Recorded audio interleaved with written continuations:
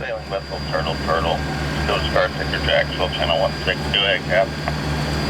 I've received a distress signal to relay.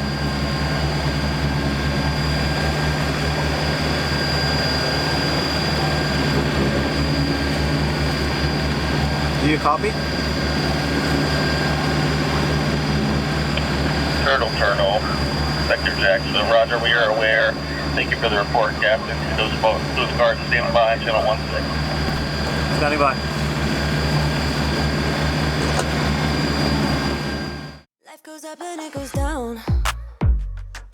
I know my mom taught me that. I figured why we fool around so little, and we keep track of time, being so serious. Idiots thinking it will matter, keep me company downtown before the clock runs out. Sun is shining, but the rain is welcome too. Friends are nearby, don't need another view. Time is not on my mind, but then it's you. Oh, I love it when the love comes around and then... So we've made it here into the Ponce De Leon inlet after a 10-hour sail today. Got in here with more than enough time to get down our anchor and just not have to worry about the sun setting on us.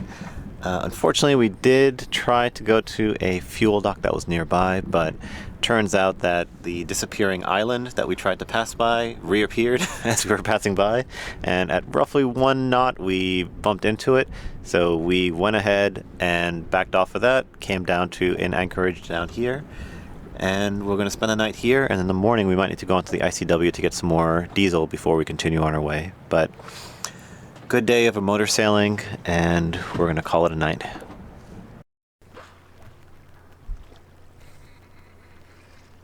There's another in front of the boat. There's a dolphin behind us and a dolphin in front of us. Can't catch them both. Okay. All right, iPad set up. We are ready to head out of this very, very awesome anchorage. It was really, really terrifying because the buoy is like right next to us, or what it feels like it. Land is right behind us. And the anchoring spot was a little shifty because there was nobody else here, but it was an incredible night's sleep, not rolly, very, very comfortable and quiet, which we have been missing, which has been very nice. But yeah, we're all set up, and we are actually gonna take the long way around. There's actually an entrance to the ICW, the Intercoastal Waterways, right next to us. So we're actually gonna take that to go back up and around the spot that we grounded in yesterday, soft grounding, which means that the bottom of our keel touched the bottom of the water, and then come back around and then exit out of here.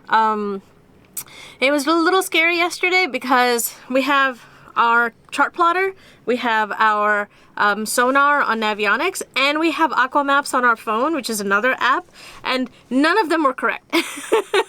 So sometimes it shows you just have to focus on your depth finder, and we were only going about 2 knots, and so when we did hit, it wasn't a hard hit and we were able to immediately back off of it. But definitely keeping an eye out for it, and that's why we're actually adding about an hour and a half to our journey today, just to go the long way around to get fuel and then to come back and then to get out, because just don't need that kind of drama before an 18-hour sail.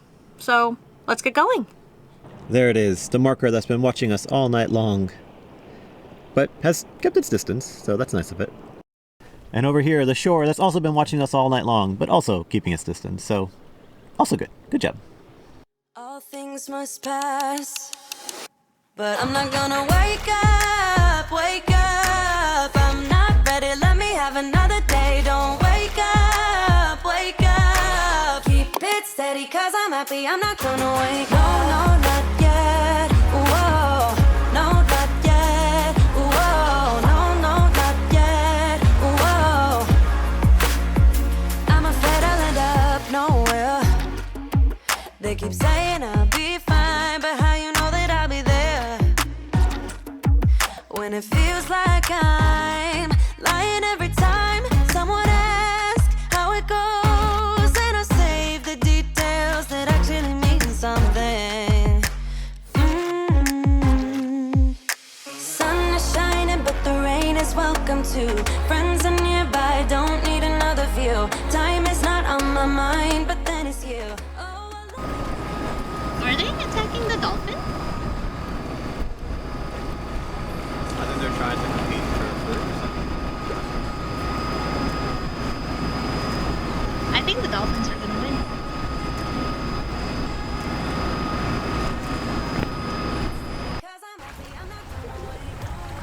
Sails are up. We are out on the ocean again. We rigged a preventer, we think it's called, for the first time, which is basically a way to keep our boom from slamming back and forth when the wind might die down a little bit. We've got both the main and the jib out right now. We're making about 4 knots and 8 knots of wind, which I think is not bad, especially considering we haven't cleaned our bottom, cleaned the bottom of our boat in a while, so it's maybe slowing us down a little bit. And yeah, we're gonna stay like this, enjoy the calm ocean rocking as we go, and make some lunch. Want to tell everybody what we just realized? About the wind. Oh, the wind. So yes, we're looking at predict wind, and we realized that the wind right in this area around us is dead until, not dead, it's compared to everything around us, is very, very calm until 10 p.m. tonight when the weather system kind of shifts through and the fronts change.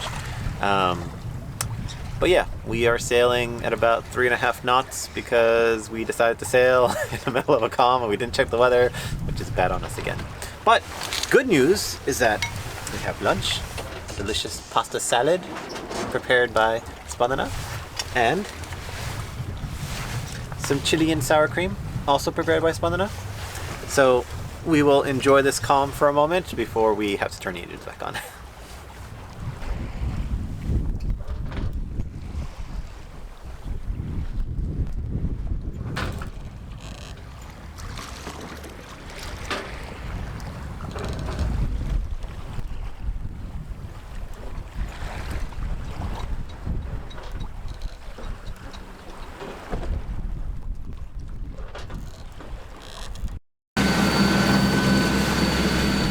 Another gorgeous morning out here on the water.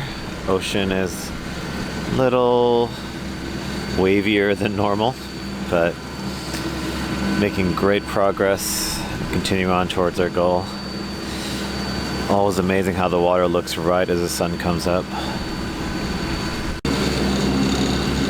And there's something to be said about how good the sky looks as well.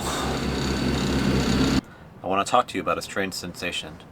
The sensation of wanting to take off your jeans and put on shorts, which I haven't felt in so many months, but now that we're here in basically West Palm Beach, Florida, the sun actually feels warm again, like really warm, like hot warm. Already taken off my sweater, like, oh, it's so nice to feel warm again. And today is actually a relatively cool day. The rest of this week will be hotter, so very much looking forward to that. We've got a little more time here, so decompress from the trip and just enjoy the warmth. Let's see what Dave's up to. And what do we have here? Hey, baby. What are these? Bare legs? Ah! Yeah. Is that a problem? I had to lotion them for the first time in months. Today has been very successful. We have done laundry, we've napped, we have cleaned a little bit, but mostly just took it easy. It's a good time for us to unwind from our many passages we've done over the past few days and really just kick back and then maybe explore the town a little bit more, and the next week or so provision up and collect all the packages that we sent out here. But for now, just a very relaxing day. So definite downside to the cold weather we've been sailing through for a long time now is that we had a lot of condensation, and we're seeing now that has led to not just our walls occasionally, which we've had to deal with mold cleaner, but our bed sheet as well that was against the wall is also covered in mold. So I'm going to pull all of this up get it cleaned down as much as possible, and hopefully the damage is just to the sheets, which we can clean or replace rather than the entire bed. So the bed cover that we have, which was for this purpose, helps protect the bed itself from getting mold on it. So we can see that the cover has some black on it from rubbing against the wall. I can actually see the black on the wall itself, but the foam itself was protected. So you can see that the foam looks mostly as clean as the day we got it. So I think we need to take off this cover, the sheet, wash all that up, and clean the wall down. But thankfully we're no longer in a place where condensation is a problem. And this answers the question of if our sheet will fit in our washing machine. And it does! Yay! Alright, well, the sheets smell great and they look great for the most part. Unfortunately, it has not taken out any of the mold, which it means one of two things. It means our washing machine may not be strong enough to get this much out, or that this was just too far gone and the mold had dried and it just was too powerful for our poor sheets. We've had these sheets for about 6 years from our old apartment, and so I think it may be time just to buy new sheets. It has been quite a few wonderful days here at Lake Worth, and it's been so nice to be warm and comfortable that it's very, very tempting just to stick around and hang out here for a few months even. But we have very exciting preparations to make, which is where our Bahamas checklist comes from. Oh my God! There are actually not a lot of things we need to get done to prepare for our jump, which from the weather window looks like it's going to be very, very soon. In fact, way sooner than I think we were both fully prepared for. But if we take a look at our list, it's really very, very straightforward. We need to get a health visa. So there's a website for the Bahamas Click to Clear portal that we need to go on and register our vessel, register ourselves, pay a fee whether we want to stay for 3 months or a year, and pay a fee depending on if we want to stay for 3 months or a year. We need to get rapid COVID testing done, which we've made appointments for. We need to apply for CBP Rome, which is basically a way to come back to the US for clearance. We don't plan on immediately coming back, but we should get that done at some point, so it's a good thing. We need to provision, and we need to register our EPIRB. We need to get a courtesy flag, the Bahamian courtesy flag. We need to get a bunch of cash out and keep that ready on the boat.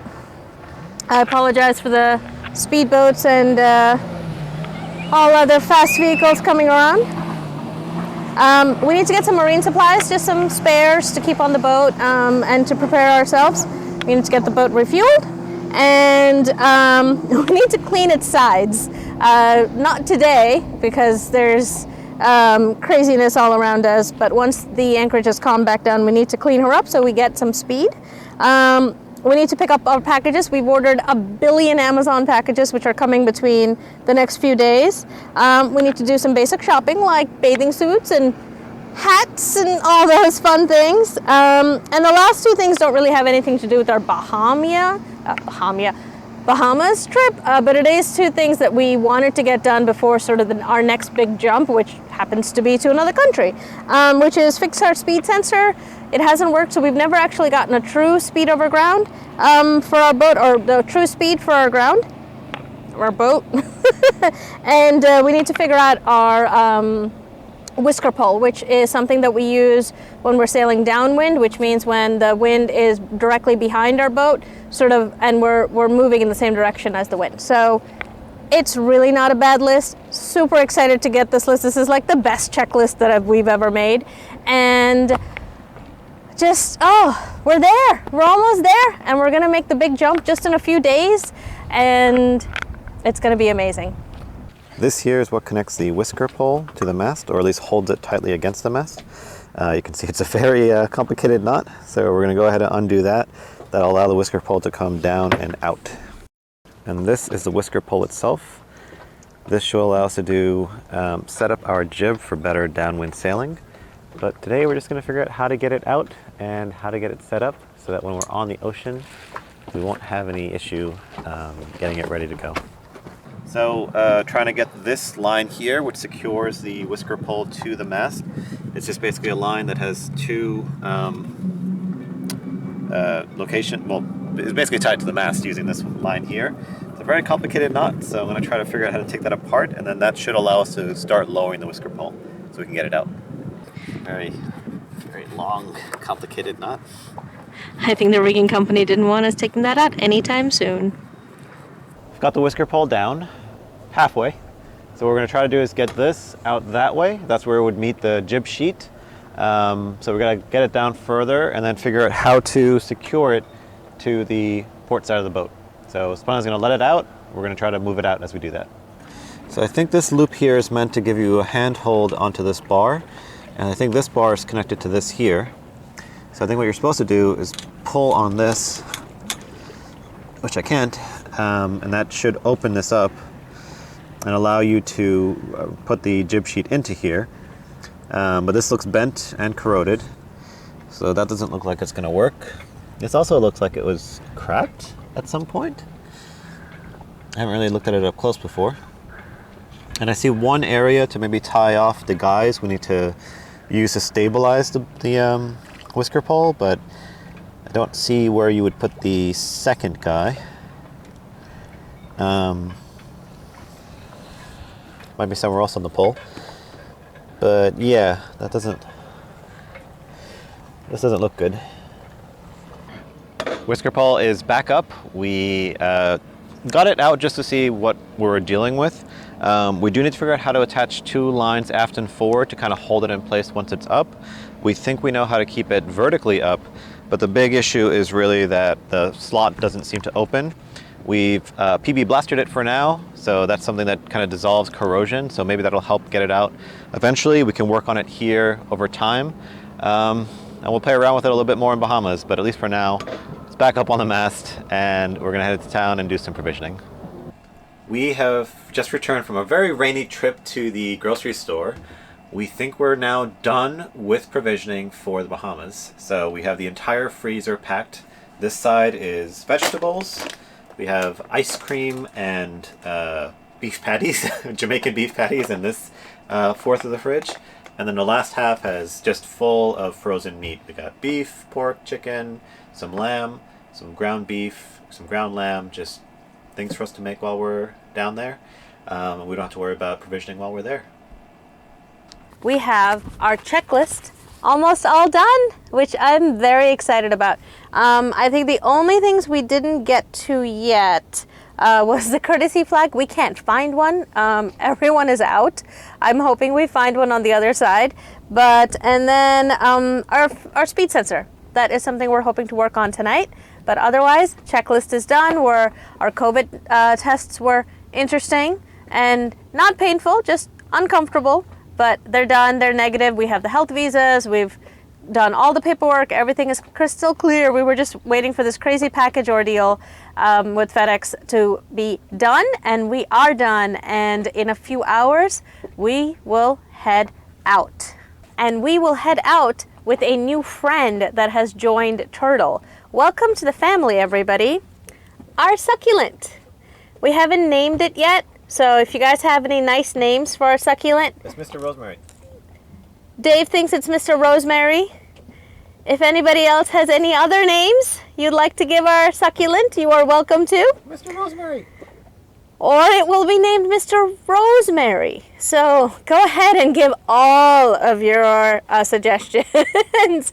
And if anybody knows us and knows what we do to plants and what a terrible job we do taking care of plants, I would say this may need some hopes and prayers, but hopefully it will be hardy and it will survive more than a day. I have already watered it, step 1, and I have given it some sun, so step 2. So let's just take it day by day.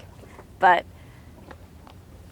very excited with our new family member to head out.